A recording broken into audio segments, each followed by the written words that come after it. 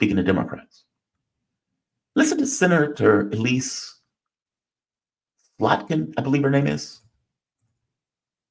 I'm fascinated by this comment, and you will be too. Once again, we're going back to The View, the ladies of The View. Right. I think there's a feeling in the country. I mean, I often say this, we're about to turn 250 years old, right? We're still pretty young for a country. These are our like our angry teenage years, right? We are going through this push and pull where we're happy, we're sad, we want this, we want that. And what do you do when you have a teenager who's threatening themselves and others? You just try to get them through this period alive so that their brain can fully form and you can come back to kind of what Are a you talking country. about Trump? No, I'm talking about our country. We're pendulum swinging. We're pendulum swinging. And so for me, I think that I don't think there's a single American who feels like this is normal.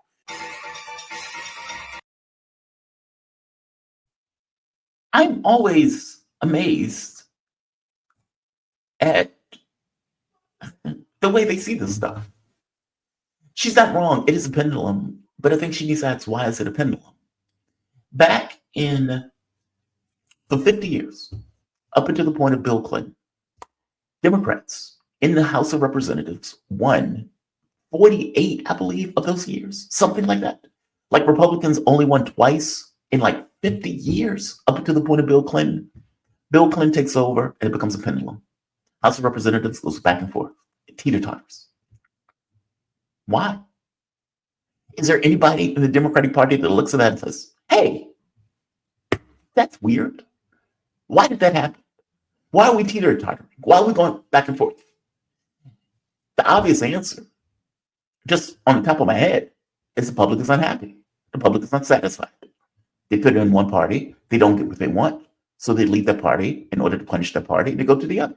The other party doesn't give them what they want, so they go back to the other party.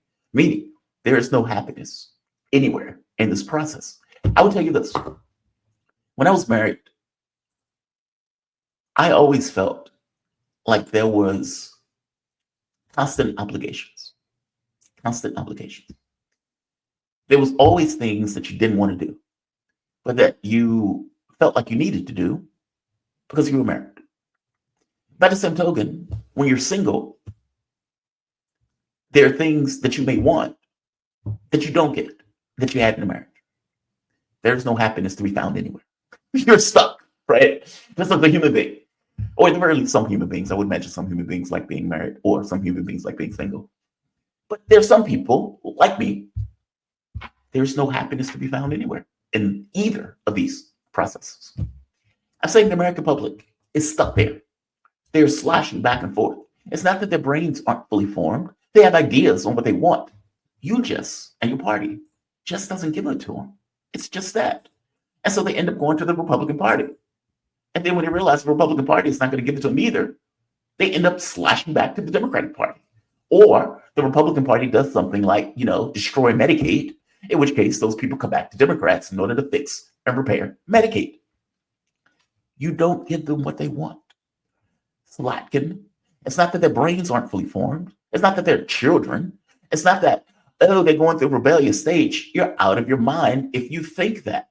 This is some of the most degenerate analysis that a person who is in Congress can give when they are infantilizing the American public just because you lost. You lost. And your response to that loss is, well, Americans are children. Their brains aren't fully formed. They're infants. They're not infants because you lost.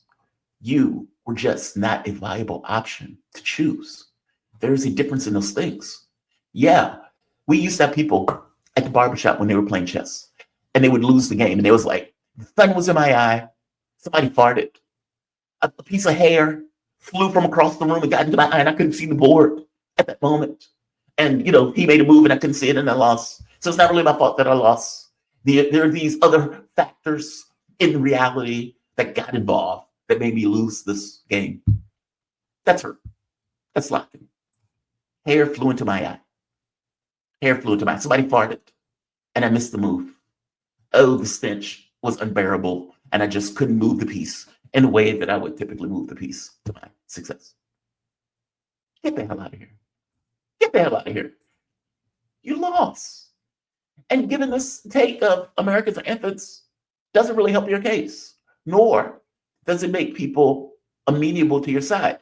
Yeah, these goofy women at the View would accept that. We are going through, They'll sit there and laugh and giggle it up because these people are somewhat insulated. Whoopi Goldberg sitting over there, the dark spot in the room, screaming that she's a working girl and she's shutting her vagina off to all of the men that apparently are chomping at the bit to get into Whoopi Goldberg's vagina. You guys can have that conversation. All of you are millionaires. All of you are intact. And all of you fundamentally miss why the American public, the working class, chose different.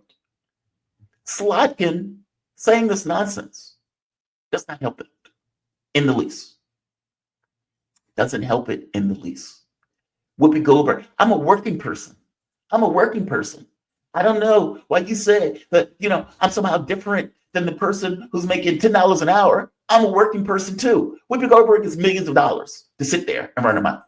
Don't give me this nonsense that you're a working person. None of you are working persons in the traditional sense of the word. Most people work 8, 9 hours a day. Most people have to deal with kids, house notes, and most people are fundamentally insecure in a way that you ladies are not.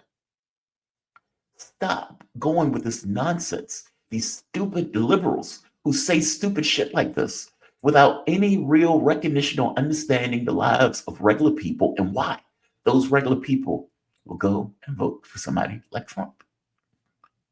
You are missing the boat. You're in a bubble. Even the things that Whoopi Goldberg and Joy Behar would say, it's rather astonishing. I love the fact when Stephen A. Smith was there and he pointed out, that is what you say, that is not what your party does. And it is a fact that it's not what your party does for the exact reason why you lose and why you continues to lose. You lost to Donald Trump. You lost to a man that tried to literally overthrow the government of the United States. How do you lose to that guy? How do you lose to that guy? And then you spend 3 years trying to shoot him, trying to put him in a cage, trying to Hitler, he's fascist, all of this stuff. And you still lose. And at no point did you come to this, we need to come to Jesus. We need to come to Jesus. We need to walk down the aisle. We need to throw our bodies on the floor and repent. We need people screaming, shame, shame, shame, and throwing bananas and tomatoes and shit at us. That's what we need. We need that. That is the thing that we need to do to the American public to get across. We acknowledge our failures. We acknowledge our wrongs. We will be something different. And here's our mission 225 that we are going to do and we are going to pursue. That's what's needed. That's not what we're getting. We're getting liberals that are continuously self-righteous and will sit on the show and say Americans are infants. That's the reason why they voted for Donald Trump. Outrageous. One last point. Bernie Sanders. Bernie Sanders. I have been greatly disheartened with Bernie Sanders. I've been greatly disheartened with Bernie Sanders. And I say this as somebody that deep down have a sweet spot for the guy. That does not stop me from putting a knife in. I have a sweet spot for him because for all intents and purposes, Sanders was my political awakening. Sanders was the guy where I was like, I remember being at work, being the only Bernie supporter in an office full of liberals. And I remember sitting in a meeting one day and I was listening to all of these guys talk about, we have a product. Nobody wants to buy our product. So we have an idea. Let's increase the price of the normal thing and let's just add a product to it so the public can't see that they're paying for a thing that nobody wanted. I'm sitting in a meeting, I'm like, wait a minute. Is that fair? Is that right? And they're like, who is the socialist in this meeting room? Who's saying this? Now the boss, who wasn't paying attention, pops his head up like, wait a minute, I don't want to cheat people. All of them are liberals, by the way. When Sanders was running in the race, I was a vocal Bernie supporter. Everybody knew I was a vocal Bernie supporter. And during the race between Clinton and Trump, I was like, you all are going to lose. Nope. Impossible. Clinton is going to win by 300 votes. That's what's going to happen. And you, Bernie supporter, just need to accept that. Clinton lost. And all of them looked at me like we just had bad sex. Have you ever had bad sex? Where, you wake up that morning and you can't even look at each other. It's just like, she goes to brush her teeth, you go downstairs. It was that. They're in a bubble.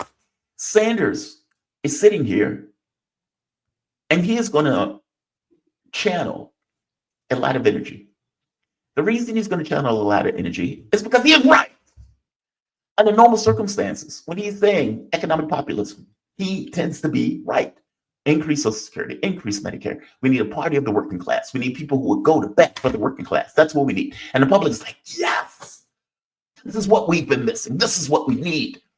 Sanders calls himself socialist, but really he's just an FDR guy. He's like a New Deal Democrat. That's what the public wants. That's my argument.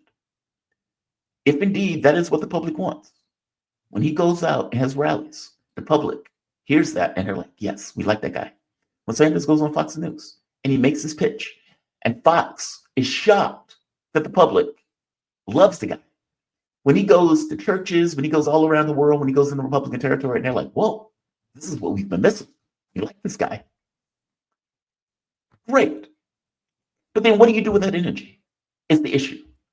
It's almost like a magical amulet that you've charged with all of this political energy. What do you do with it? The problem is that Sanders then turns around and says, hey, Democrats, here's all of the energy that I've accumulated over the years. Have at it. Effectively sheepdogging all of those people and all of that energy into a party that in no way believes any of those things. And the same party that took every measure possible to put a knife in that fucking Bernie Sanders. There has to be something beyond Sanders. There has to be. If you ask me what it is, I have no idea. I'm going to be asking my guests as they come on, what happens beyond Sanders? I asked Dr. Wim Leon yesterday. I don't think he had a full answer for it. I think his thing was where I was. I have no idea what that looks like in a political space. Sanders, for the longest time, has been the furthest in our political space that you could effectively get. Now, people like me, I would be like, the government should own railways, electricity grids. We should own that stuff. That stuff should be in our purview. Buses should be free. Public transportation should be free. It should be well maintained.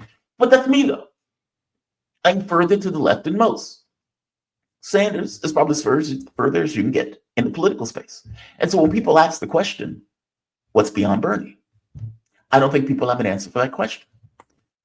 My issue with Sanders, more than anything else, more than the war, maybe not more than the war, maybe equal to the war, the fact that he's a warmonger, he's pushing for the Ukraine war to continue, has more to do with this idea that at some point there will be an election.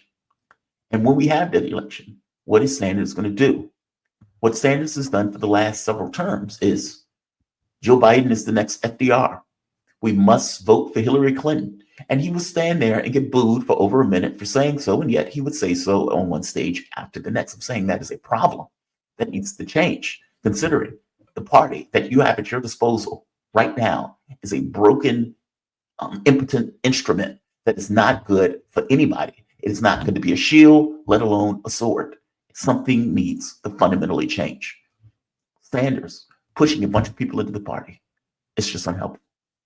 This is him having a speech or having a conversation with a guy. And I want you to hear what he says here. And I want to get your take on whether or not Sanders is right.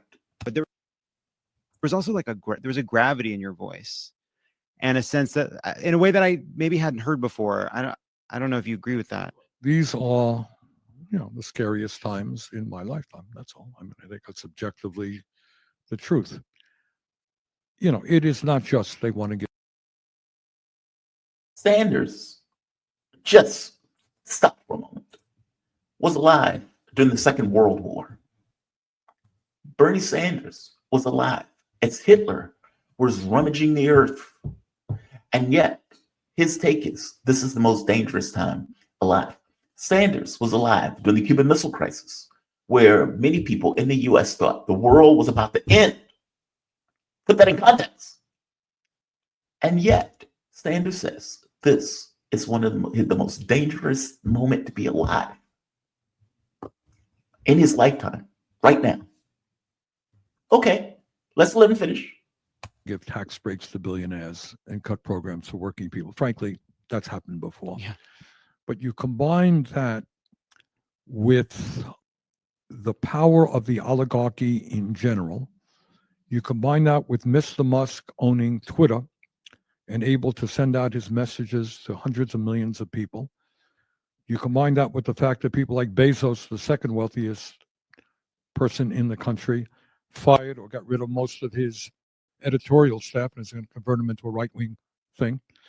Combine that with the fact that Trump is suing major media outlets and is threatening to investigate PBS and NPR. So it's not only the power of money, it's also combined with that, the movement toward authoritarianism. Look, I accept that. And I guess this is the most frustrating thing about Sanders. It's not that I think he's entirely wrong about Trump on those things. Trump is problematic on so many levels. Just because, the devil does something right doesn't mean the devil is not the devil. Fair enough. And no, I'm not normalizing Trump in the sense. I'm trying to point out that Trump didn't get elected by magic. This wasn't a situation where the American public, given legitimate options, would have chosen Trump. I'm saying that Trump is here, and there needs to be an analysis on some level of why. That's my point. That's my point. And that seems to be the thing that Sanders misses. The opposition, if it can't beat Trump, then what is the point of that opposition? And is there something inherently wrong with that opposition if indeed they got beat by Trump twice?